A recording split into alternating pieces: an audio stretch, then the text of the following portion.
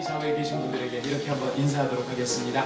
하나님께서 우리의 예배를 받으시기를 원합니다. 같이 인사하겠습니다. 하나님께서 우리의 예배를 받으시기를 원합니다. 하나님께서 당신에게 행복을 주시기를 원합니다. 행복을 주시기를 원합니다. 행복을 주시기를 원합니다. 모이기만 해도 행복한 교회, 또 터지면 보고 싶은 성도들, 바로 그런 아름다운 행복한 공동체를 주님께서 우리에게 주신 진심으로 감사드립니다. 우리 더욱 힘써서 주님을 높여드리고 우리 안에 성령님께서 은혜 가운데 더 역사하셔서 날마다 더 큰 행복이 우리 가운데 있을 줄로 믿습니다. 우리 그런 교회 힘써서 만들어 갑시다. 자, 오늘 우리에게 주신 하나님 말씀 요한복음 14장 말씀입니다. 요한복음 14장 1절부터 7절까지의 말씀입니다. 요한복음 14장 1절부터 7절까지의 말씀. 다 찾으셨으면 저와 여러분이 한 절씩 교독하시겠습니다. 우리가 봉독하는 이 말씀은 지금도 살아계신 하나님의 말씀입니다. 제가 먼저 1절을 읽겠습니다. 너희는 마음에 근심하지 말라. 하나님을 믿으니 또 나를 믿으라. 내 아버지 집에 거할 것이 많도다. 그렇지 않으면 너희에게 일렀으리라. 내가 너희를 위하여 거처를 예비하러 가노니 가서 너희를 위하여 거처를 예비하면 내가 다시 와서 너희를 내게로 영접하여 나 있는 곳에 너희도 있게 하리라.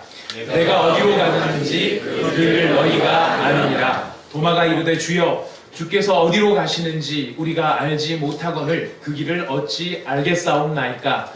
예수께서 이르시되 내가 곧 길이요 진리요 생명이니 나로 말미암지 않고는 아버지께로 올 자가 없느니라. 7절을 같이 읽겠습니다. 너희가 나를 알았더라면 내 아버지도 알았으리로다. 이제부터는 너희가 그를 알았고 또 알았느니라. 아멘. 저희가 요한복음 말씀을 오늘 생각해 보려고 합니다. 요한복음에는 한 가지 좀 재밌는 특징이 있습니다. 그것은 무엇이냐면 예수님께서 기적을 하나를 행하시면 그 기적 자체가 가지고 있는 사건의 내용과 의미를 설명을 해주십니다. 그리고 그 기적과 관련되어져서 사람들이나 바리새인들이나 제자들이 질문을 합니다. 예수님께서는 그 질문을 받으셔 설명하실 때에 본인이 행하셨던 그 기적의 의미의 이면에 담겨있는 또 다른 더 깊은 영적 의미를 설명을 해주고 계십니다. 그래서 요한복음을 읽다 보면 요한복음은 처음 이렇게 굉장히 쉬운 성경으로 느껴집니다. 뭐 어려운 게 없습니다. 예수님께서 명확하게 분명하게 설명해 주시는 부분이 많은데요. 또 읽다가 보면은 항상 쉬운 것만은 아니고 나중에 뒷부분에 사건의 뒷부분에 가다 보면 이 무슨 뜻이지? 싶은 그런 내용들이 요한복음의 기사에 담겨 있는 것이 있습니다. 예를 들어서 예수님께서 물고기 2마리와 보리떡 5개로 5,000명의 사람을 먹이십니다. 그 먹이심에는 예수님의 긍휼의 마음이 있습니다. 그리고 떡과 이 물고기를 광야에서 만드실 수 있는 전능하신 전능자라고 하는 것을 우리에게 쉽게 알려줍니다. 자, 그런데 그게 이제 사건의 발단이 돼서 바리새인들하고 막 논쟁이 될 때 예수님께서 불쑥 그런 말을 하십니다. 너희가 생명의 떡을 먹어야 된다. 한 걸음 더 나가서 나를 먹어야 된다. 이런 얘기를 하십니다. 그럼 바리새인들이 아니 어떻게 지사를 배워서 줄 거야? 어떻게 먹지?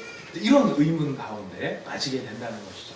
그러면서 예수님께서는 믿음의 안목으로만 이해할 수 있는 말씀들을 주십니다. 나는 하늘로부터 내려온 생명의 떡, 사한 떡이다. 누구든지 나를 먹지 않으면 천국에 갈 수 없다.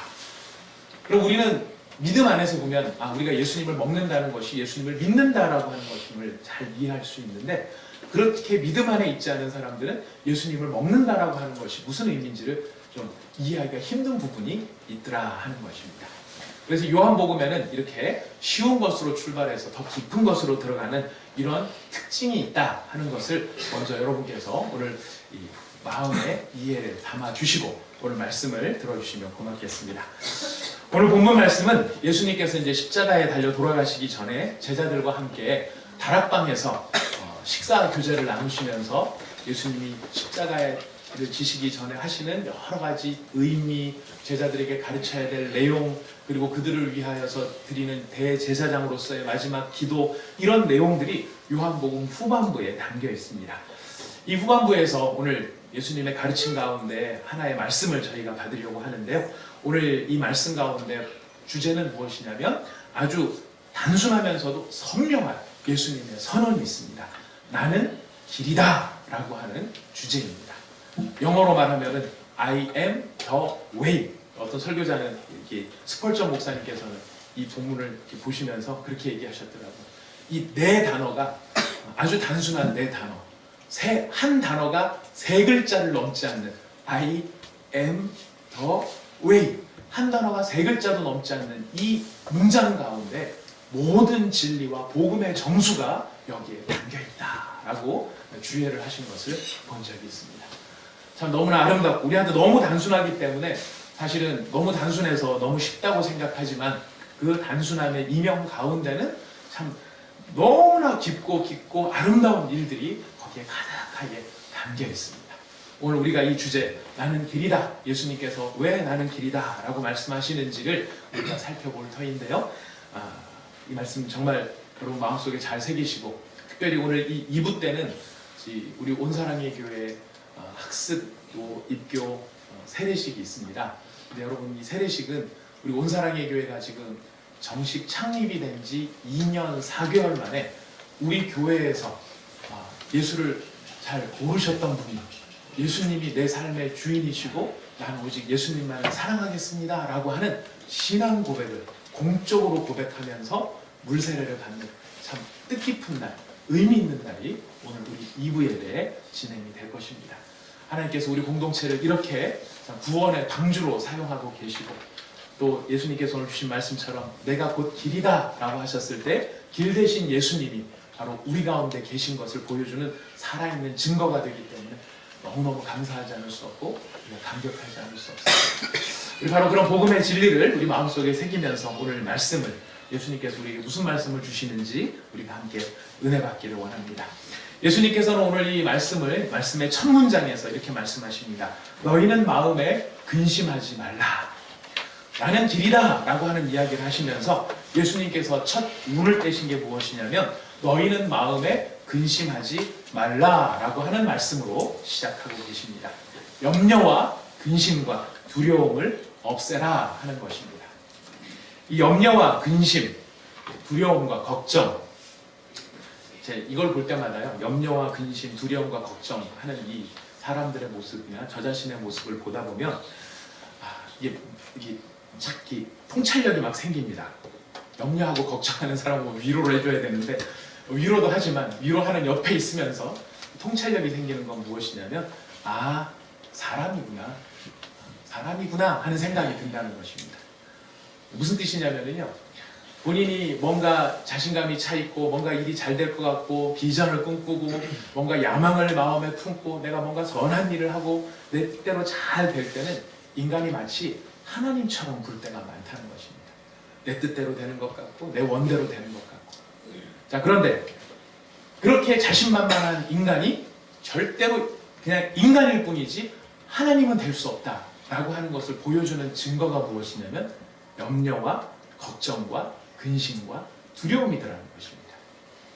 인간이 전능하다면, 즉 모든 것을 다 할 수 있다면, 혹은 인간이 전지하다면, 내가 알고 싶은 것을 다 할 수 있다면 우리가 근심하거나 염려할 필요가 있겠습니까? 없는 거죠. 우리가 근심하고 염려하는 것은 내가 아무리 바라는 일이 있어도 내 마음대로 안 된다는 그 사실 앞에 봉착하기 때문에 우리는 염려하고 근심할 수밖에 없을 것입니다. 바로 그 염려와 근심이 우리에게 보여주는 것은 바로 우리가 보잘것없는 마음으로는 하늘을 품고 생각으로는 태평양을 품을지 모르겠지만 삶의 현실 앞에서는 우리는 보잘것없는 하나의 인간에 불과하다라고 하는 것을 알려주는 것이 바로 이 근심과 걱정입니다. 자, 그런데 이 근심과 걱정, 이게 생각보다 이렇게 상황을 보니까 엄청난 영향력을 사람들에게 비치는 것을 볼 수 있습니다. 주변에서 근심하고 걱정하는 사람들을 보면요, 처음에는 장난처럼 말하던 것이 그 염려와 걱정, 근심이 처음엔 장난처럼 시작을 하는 경우들도 있습니다. 근데 어느 사이엔가는 그 말이 습관이 되는 것도 보게 되고요. 그 염려가 지속되게 되면은 그를 지배하고 있는 영혼이 녹아내리는 것들을 볼 수 있습니다. 그 염려와 근심과 걱정에 사로잡혀서 그 염려와 근심이 그의 영혼을 이렇게 막 녹여내리는 장면들을 본다는 것입니다. 그래서 가만히 이렇게 들여다가 보면 염려는 마치 마약처럼, 마약을 해본 적은 없습니다. 해본 적은 없지만 궁금하긴 합니다. 도대체 사람들이 왜 마약을 할까? 이런 생각이 궁금하긴 합니다만 그 결과를 보니까 너무 비참해가지고 이건 아예 꿈도 꾸지 말아야지라고 생각을 하게 되는데, 아무튼 그 여러 가지 정황상 이렇게 보면은 이 마약을 하는 사람들을 보면 서서히 빠져드는 것 같아요. 언제든지 나 끊을 수 있어. 내가 이때뿐이야. 하여튼 중독성 약물들을 다 그렇죠. 내가 끊을 수 있어 하는데 점점 그 사람을 사로잡아서 나중에는 독약처럼 그 사람을 절망과 죽음의 상태에 빠뜨리게 된다는 것입니다. 그래서 사실 염려와 근심과 걱정은 아주 소량이라 할지라도 그 사람의 영혼을 파괴시킬 수 있는 독약과도 같이 그렇게 될 수 있는 것이 이 염려와 근심이 되는 것 같습니다. 이것이 오늘날의 사람들만 해당되는 게 아니라 사람의 모습을 하고 살았던 수천 년의 역사 가운데 많은 사람들이 이런 일들을 경험을 한 것 같고요. 성경에도 보면 마음의 근심은 심령을 상하게 하고 뼈를 마르게 한다라고 이야기를 합니다. 뼈는 마르는데 살은 안 빠져요. 그죠? 염려에도. 자, 아무튼 바로 이 염려와 근심과 걱정은 이렇게 참 어려운 일들을 사람에게 준다는 것입니다. 단순하게 시작하지만 마치 천막 안으로 밀고 들어오는 낙타의 우화처럼 나중에는 그 천막에서 나를 쫓아내고 낙타가 주인 행세를 하는 것처럼 근심과 걱정이 나를 사로잡는다는 것입니다. 실제보다 과장되게 상황을 바라보고 실제는 별것도 아닌데 그거를 크게 볼록렌즈로 바라보면서 마음이 휘둘리는 모습들을 본다는 것입니다. 또 이 염려와 근심이라고 하는 것은 다른 사람에게 전염되기도 쉬워요. 내가 막 근심 걱정하고 있으면서 옆에 사람 이야기하면 그 사람한테 전염되기도 쉽고, 또 그 사람이 근심 걱정을 하고 있으면 나한테도 전염이 되기도 쉽습니다. 심지어는 이 염려와 걱정이 중독성도 있더라는 겁니다. 염려 안 하고 걱정을 하면 마음이 불안한 사람들이 있더라는 것입니다. 근심과 염려를 통해 내가 살아있다는 것을, 내가 작동하고 있다는 것을 확인하는 것 같은 그런 면면도 있다는 것이죠. 자, 이런 것들, 이게 참 무서운 일입니다. 근심과 염려가 참 무서운 일입니다. 그래서 어떤 목사님은 이렇게까지 얘기하시더라고요. 자신에게 찾아오는 걱정은 귀신 쫓듯이 쫓아버려야 된다. 염려와는 절대 타협해서는 안 된다. 아주 단호하게 근심과 걱정이 내 마음속에 찾아올 때는 아주 단호하게 선언하고 쫓아야 된다 라고까지 이야기하시더라고요. 왜 그렇게까지 강하게 말씀하시는가 봤더니 오늘 본문을 보니까 예수님도 그런 마음으로 우리에게 이야기하시더라는 것입니다.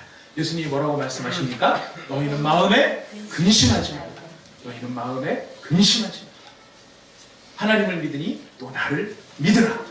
예수님의 말씀은 상당히 단호합니다. 근데 예수님의 이 말씀은 여기서만 나타나는 말씀이 아니라요, 사실 예수님께서 다른 복음서에서도 여러 가지로 이야기를 하십니다.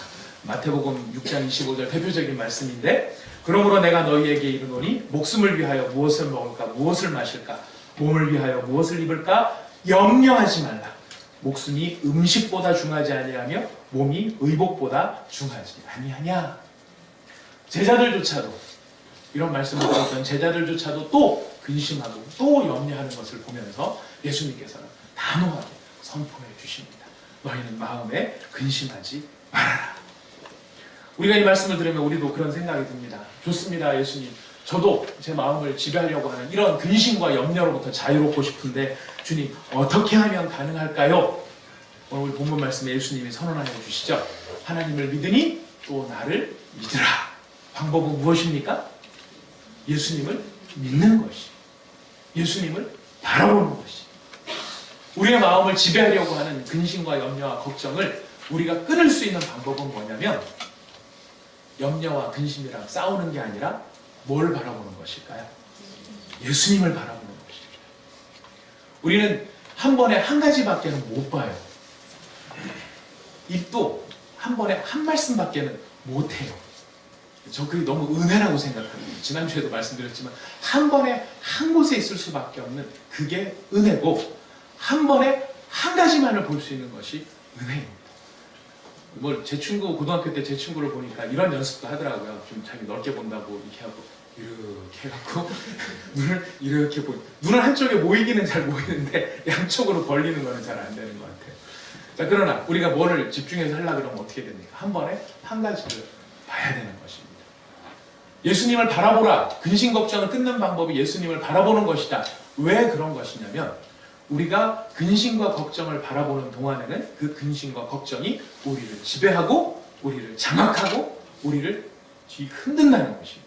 금방이라도 죽을 것 같고 금방이라도 어떻게 될 것 같고 금방이라도 무슨 일이 날 것 같은 그런 불안함을 우리에게 준다는 거예요. 근데 우리가 그 사실과 그 우리의 마음에 염려와 걱정을 끼치게 하는 그것들을 보는 것이 아니라 눈을 들어 예수를 바라보면 그 예수 안에서 우리는 참된 평안과 자유를 누리게 되기 때문에 예수님께서는 강조하시고 또 강조하시는 것입니다. 하나님을 믿으니 또 나를 믿으라. 나를 바라보라. 예수를 바라보라.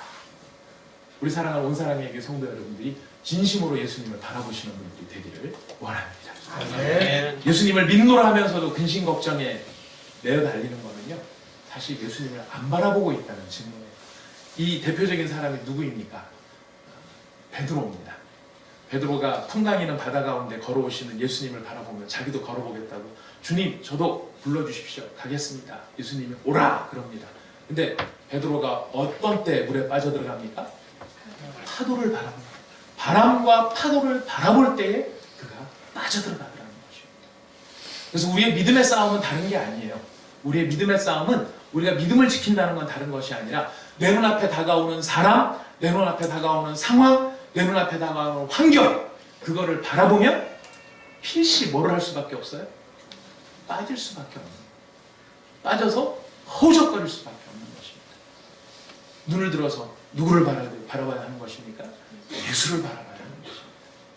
여러분, 이 원리만 알아서 안 됩니다. 눈을 들어서 우리가 예수를 바라보는 것입니다. 여러분, 다락방으로 모이거나 무슨 어디 모임에 모였을 때 딴 얘기 하지 마십시오. 아까 말씀드렸습니다. 근심 걱정은요, 나누면 나눌수록 중독되고 전염됩니다. 백날 나눠봐야 여러분 근심 걱정만 잔뜩 쌓입니다. 어떻게 해야 됩니까? 뭘 나눠야 됩니까? 우리 예수를 봅시다. 우리 예수를 바라봅시다. 우리의 믿음의 주가 되시는 예수님만을 바라봅시다. 이것이 우리의 능력이요, 이것이 우리의 힘이라는 것입니다. 서로 모이면은 앞으로 그렇게 우리 예수님을 바라봅시다. 격려하고 또 그 안에서 감사합니다. 이 감사를 나눌 수 있는 여러분들 또 저가 될 수 있기를 바라겠습니다.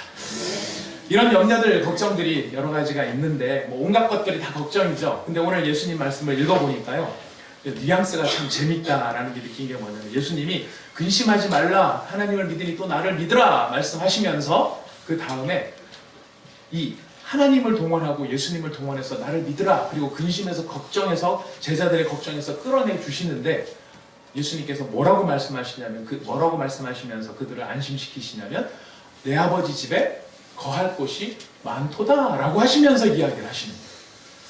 제가 이걸 바라보면서 아주 우스운 생각을 했습니다. 제자들이 집 걱정을 하고 살았나? 네. 오늘날만 집 걱정하고 사는 게 아니라 제자들도 집 걱정하고 살았나? 물론 요즘에 우리 세대는 언론이 막 떠들어대면 우리 또 막 혹해가지고 거기에 넘어가죠. 그래갖고 이제 막 얘기하는 대로 우리 정신이 팔리는데, 요즘 언론이 막 뒷다 오늘 아침에 나오면서도 경고를 들었는데, 네. 말을 설교용 말씀으로 잘 정제하세요. 네, 제가 제 버릇을 잘 못 버리고 있는 것 같습니다. 네. 요즘에 막 언론들이 이야기하고 있는 게 뭡니까? 비트코인 이야기죠. 미친 듯이 이야기를 합니다. 모르는 사람도 뭐 잘 몰라도 비트코인 이야기는 알고요.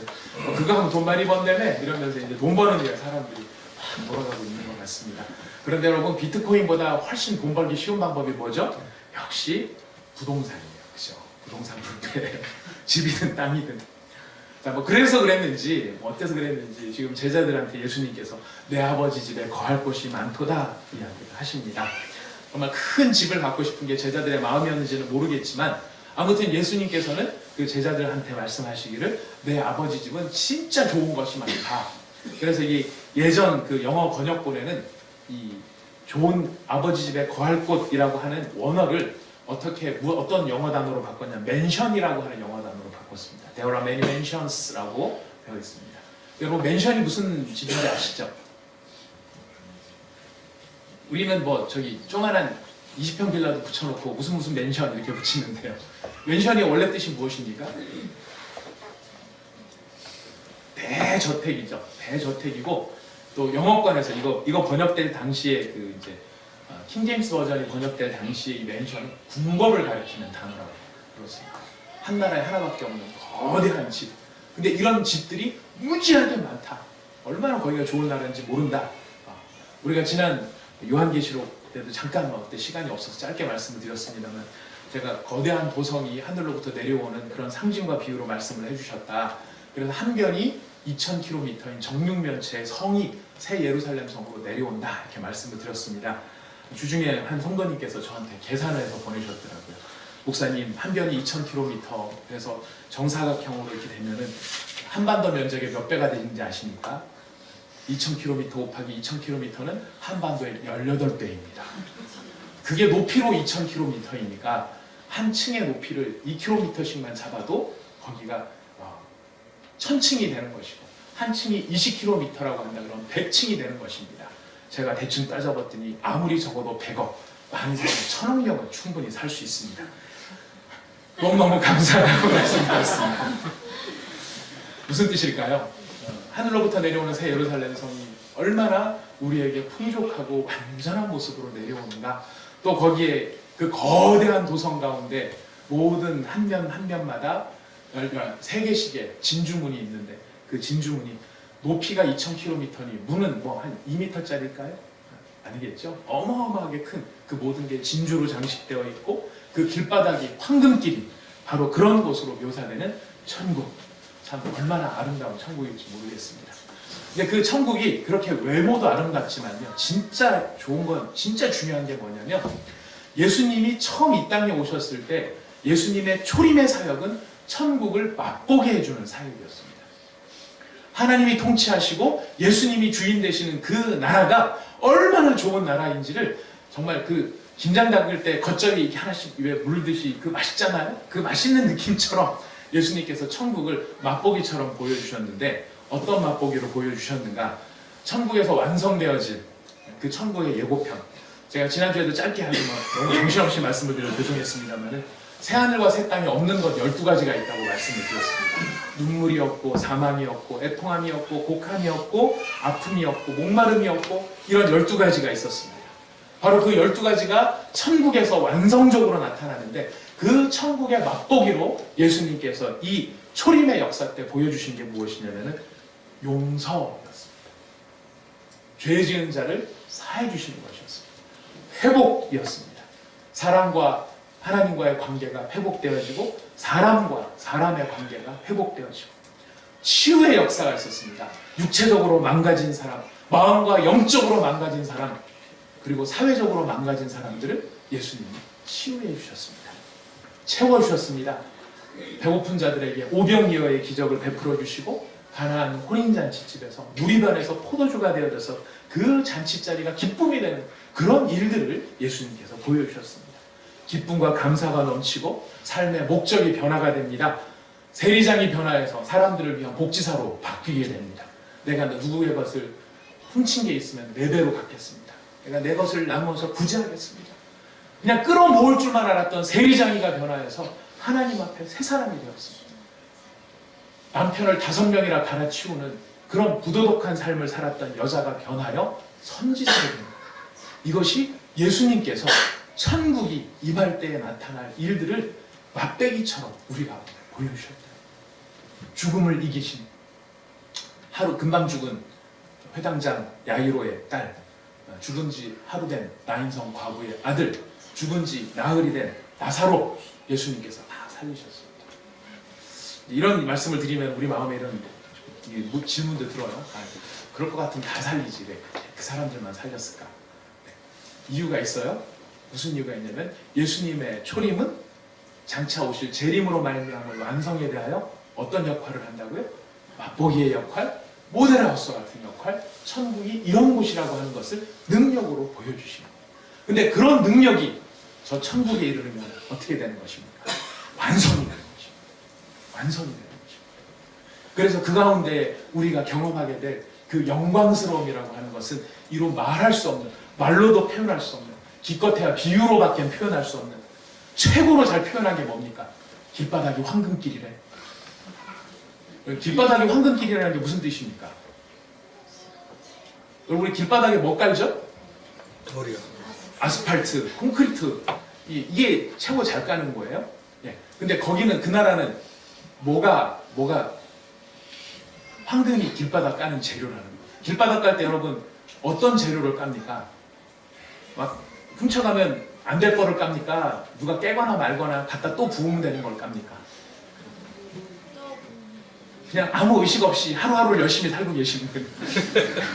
아스팔트에다 까는 거는요, 우리가 좋은 걸로 물론 깐다고 깔지만 다 아시죠? 아스팔트의 원재료가 원유에서 가솔린, 등유, 경유 다 빼고 남는 찌꺼기, 그거 갖고 까는 게 아스팔트라고.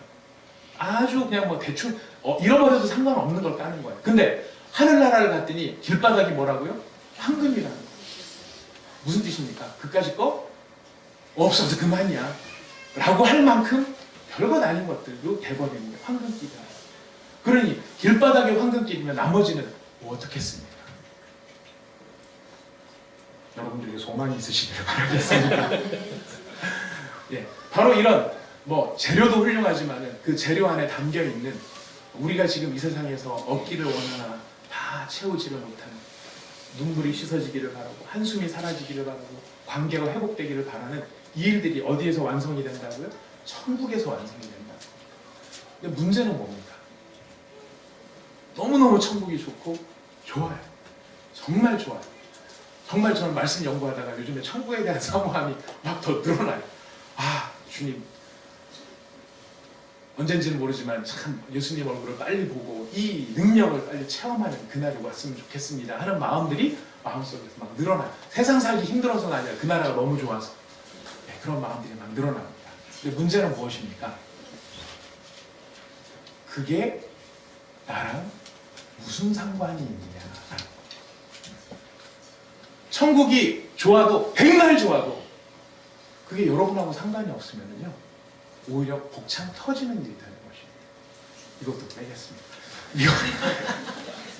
이 아무리 천국이 좋고 훌륭하고 그 나라가 능력이 있는 나라라 할지라도 내가 그 나라에 못 들어가면 그것은 나한테 화가 나는 일이고 분노가 생길 일이고 아무 일도 아니라는 것입니다. 중요한 건 무엇입니까? 그 좋은 나라, 그 아름다운 나라 어떻게 하면 들어갈 수 있느냐라는 것입니다. 하나님 아버지의 집은 천지가 처음 창조될 때부터 시작해서 지금까지 한결같이 하나님께서 자신의 집으로 초청하는 사람은 분명한 기준이 있습니다. 의로운 사람, 거룩한 사람인 것입니다. 하나님께서 하나님의 집 가운데로 하나님의 백성들을 초청하시지만은 그 백성들을 아무나 막 초청하시는 게 아니라 바로 의로운 사람, 거룩한 사람을 하나님께서 초청하신다는 거예요. 문제는 그렇다면 우리가 어떻게 그 의를 확보할 수 있겠느냐라는 것입니다. 많은 사람들이 양심과 도덕을 따른 선한 행실이 늘 많은 사람들에게 자신의 의를 확보하는 수단이 되기는 합니다. 내가 개같이 벌어도 정성같이 쓰는 것이 의로운 것이다. 내가 돈을 많이 벌어서 그 돈으로 잘 쓰면 그게 내 의가 된다. 아닙니다. 양심과 도덕을 따른 그런 선한 행실, 택도 없는 이야기, 그것으로는 천국 못 갑니다. 여러분들이 그럴 것 같으면은 부자들만, 오렌 버핏 같은 사람들만 천국에 많이 들어가겠죠. 부재도 많이 하니까. 그러나 그것으로 천국에 들어가지 못한다고 합니다. 율법의 준수인가요? 하나님이 주신 율법을 잘 준수하면 천국에 들어갈 수 있나요? 아닙니다. 성경은 이야기합니다. 그 율법이 참 선한 것이지만 인간이 가지고 있는 인간의 본성상 그 율법을 실행할 수 있는 능력이 우리에게는 없다는 것입니다. 그래서 로마서에 보면 하나님을 알되 하나님을 영화롭게도 아니하며 감사하지도 아니하고 오히려 그 생각이 허망하여지며 미련한 마음이 어두워졌나니, 또 다른 로마서에 보면은 또 그들이 마음에 하나님 두기를 싫어하매 하나님께서 그들을 그 상실한 마음대로 내버려 두사 합당하지 못한 일을 하게 하셨다. 무슨 말일까요? 하나님이 요구하시는 의와 거룩에 이르지 못했다는 것입니다. 여러분 주변에는 우리가 가까이 하고자 하는 것들, 이렇게 좋은 것들이 많이 있는데요. 최근에 보면 이 아로마, 우리 교회 성도 가보면 회사, 심지어 회사 이름이 아로마가 들어간 회사도 있습니다만 좋은 향들을 늘 맡고 싶어 해요. 썩은 내 나는 거 별로 안 좋아합니다. 그렇죠? 누가 방에다가 뭐 상한 귤이라도 하나 갖다 놓으면 얼른 갖다 내버립니다. 왜냐하면 우리는 상한 것, 부패한 것이 싫기 때문입니다.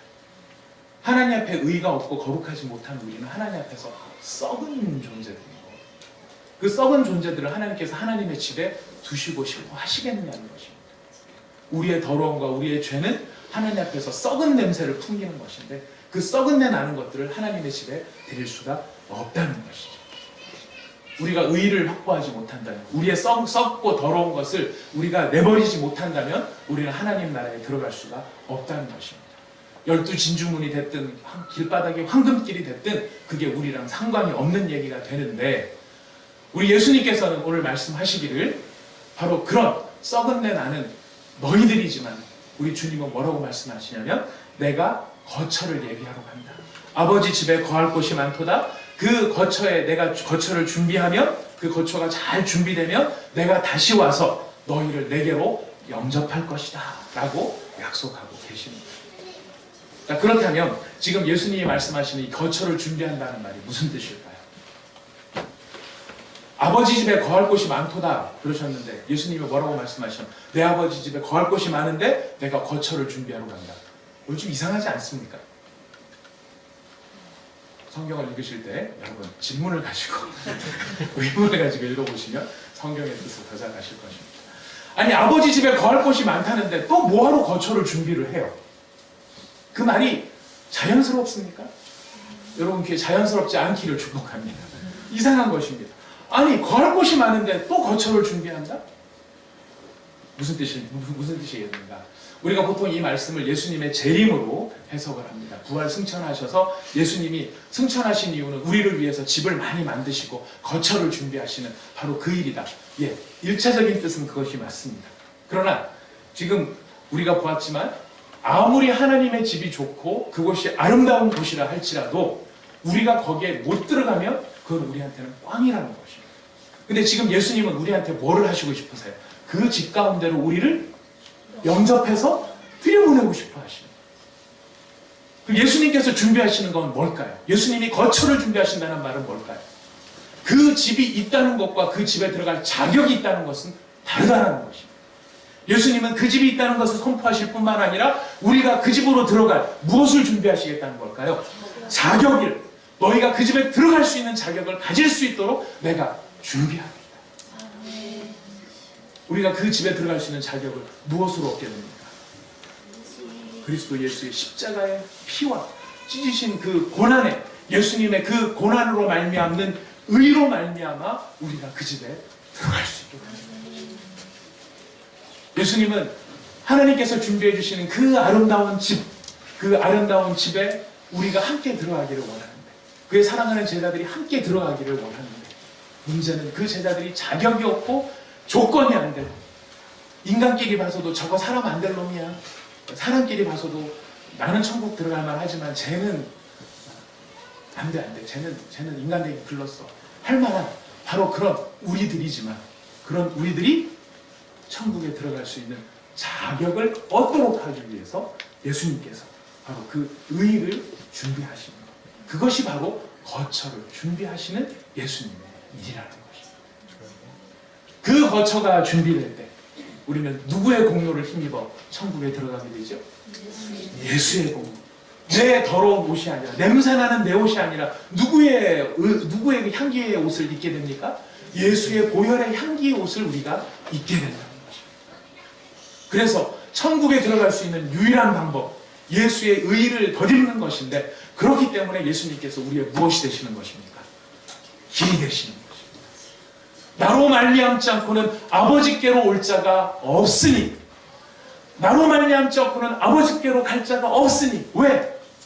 우리를 위하여 천국에 들어갈 자격을 우리에게 부여해 주시기 위해 나를 위해 고통당하시고 고난당하신 그 예수님의 보혈, 그 보혈이 우리의 유일한 조건이 되기 때문에 예수님은 우리의 길이 되시고 우리는 예수님은 우리의 생명이 되신다는 것입니다. 그렇기 때문에 그 길 가운데 선 자는 무엇을 누리게 됩니까? 예수님께서 초림 가운데 보여주셨던 그 천국의 능력을, 맛보기처럼 보여주셨던 그 천국의 능력을 예수님을 믿는 사람들은 믿음 안에서 우리가 경험하기 시작한다는 거죠. 회복과 치유와 자유함과 변화와 세상이 알지 못하는 꿈과 비전을 가지고 살아갈 수 있게 된다는 것입니다. 세상에서는 사업 망하면 다 망한 줄로 생각합니다. 비트코인 얘기를 앞에 말씀을 드렸습니다. 불안불안합니다. 저희 순장님 한 분도 순장반을 하시다가 웃으시면서 얘기하시더라고요. 목사님께서 혹시 관심 있으시면 올 연초에 투자하셨으면 지금쯤 대박 나셨을 텐데 얘기를 하시더라고요. 자, 그런 생각하면서 젊은이들이 정말 많이 투자를 하고 있는 것으로 하는데 너무 많은 사람들이 우려를 합니다. 뭐 천정부지로 올라갔던 9,000배가 뛰었다고 하죠. 문제는 뭘까요? 상투를 잡았던 어떤 사람들이 있는데 그 사람들이 하루아침에 폭락을 해버리고 더 이상 이것이 기능을 못하게 되는 순간 저는 너무 염려스러운 게 뭐냐면 혹시 이것 때문에 좌절해서 목숨 끊는 사람들 많이 생길까 봐 제일 걱정. 세상에서는 돈 잃어버리면 망하고 명예 잃어버리면 망하고 재산 잃어버리면 망하고 건강 잃어버리면 망하고 심지어는 너무너무 사랑하는 가족들이나 친구들이나 자녀들이나 부모님들을 잃으면 이루 말할 수 없는 절망 가운데 사로잡히고 맙니다. 그러나 우리는 다릅니다. 우리는 다릅니다. 왜 다릅니까? 우리는 우리를 위하여 거처를 예비하셔서 우리에게 자격을 주셔서 하나님 나라에 들어갈 수 있게 해주신 그 예수님을 믿는 길 위에 있기 때문에 우리가 살아가는 목표도 다르고 방법도 다르고 가치도 다르다는 것입니다. 세상이 망하는 것으로 우리는 절망하지 않습니다. 세상이 눈물 흘리는 것으로 우리는 눈물 흘리지 않습니다.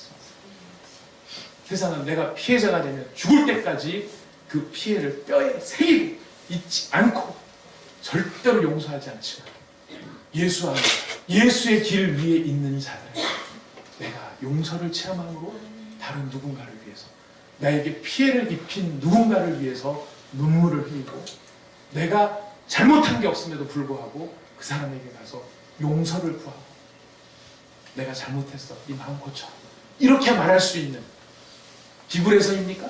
아니에요. 그 안에 무엇이 있기 때문에 예수 그리스도로 말미암은 천국이 그 안에서 시작되었기 때문에 이 일들을 할 수 있다는 것입니다. 여러분 이것이 천국의 능력이고 이것이 바로 천국의 사람들의 능력인 것입니다.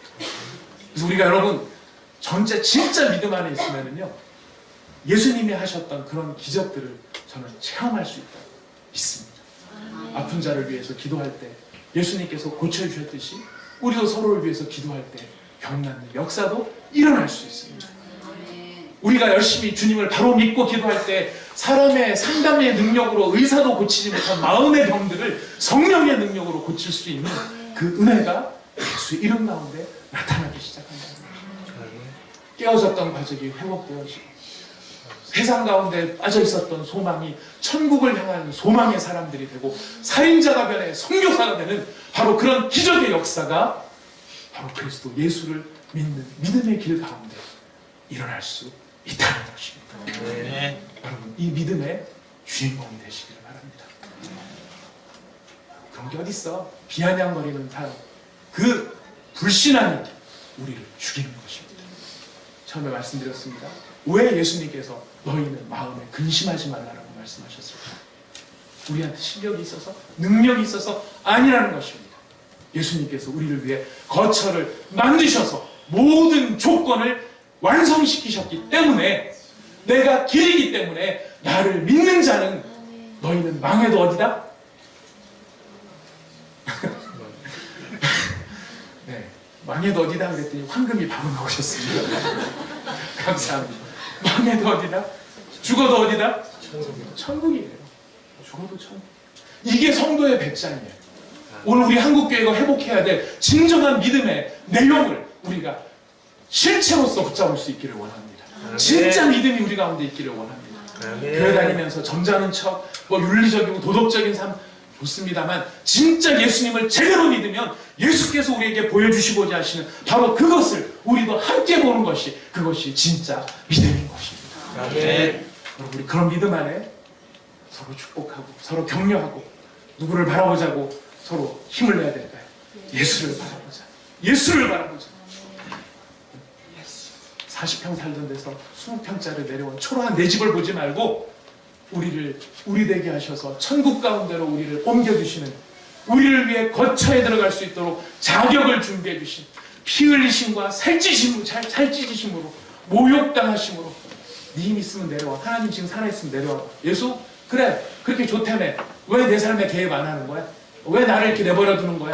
이런 모욕을 견디시면서라도 우리를 위하여, 우리에게 그 자격을 갖도록 하기 위하여 의의를 주신 바로 그 예수님, 우리에게 능력하십니다. 우리 힘있게 그 예수님 믿고 끝까지 믿음의 길을 달려가실 수 있기를 바라겠습니다. 우리 같이 함께 기도하겠습니다.